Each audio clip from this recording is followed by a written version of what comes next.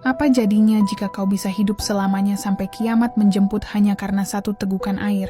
Itulah inti kisah Ainul Hayat, mata air keabadian dalam agama Islam yang membangkitkan decak kagum dan sekaligus banyak pertanyaan.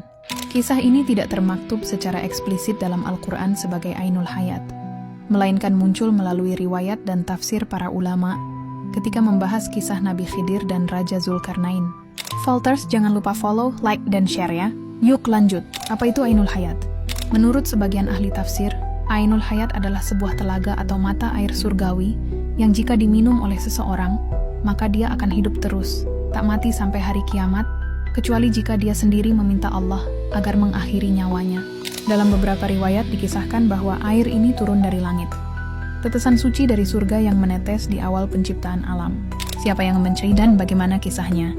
Raja Zulkarnain, yang digambarkan dalam Al-Quran sebagai penguasa yang berjalan jauh ke berbagai ujung dunia, pernah bertanya kepada malaikat Rafail bagaimana cara agar ibadahnya bisa terus berlangsung selamanya. Malaikat itu kemudian memperkenalkan tentang keberadaan Ainul Hayat sebagai satu kemungkinan jalan ke keabadian. Selain itu, Nabi Khidir dalam berbagai kisah juga dikaitkan dengan mata air ini, dengan mukjizat usia panjangnya yang disebut-sebut karena meneguk atau mendapatkan berkah dari Ainul Hayat.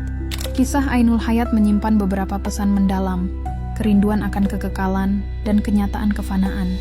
Manusia sering terobsesi pada hidup kekal, tapi bukan hanya panjang umur yang dicari, melainkan agar hidup itu bermakna. Zulkarnain tidak hanya ingin hidup lama, tetapi ingin hidup dalam ketaatan dan beribadah. Artinya hidup kekal jika disimbolkan bukan hanya dari durasi, tapi dari kualitas hubungan dengan Sang Pencipta. Kisah ini meninggalkan pertanyaan dalam hati. Apakah keabadian yang kita dambakan sesungguhnya sesuatu yang kita butuhkan? Atau justru bisa menjadi beban jika makna serta tujuan hidup kita tak lagi jelas kalau umur tak lagi diingatkan oleh kematian? Apakah kamu punya versi lain dari cerita ini?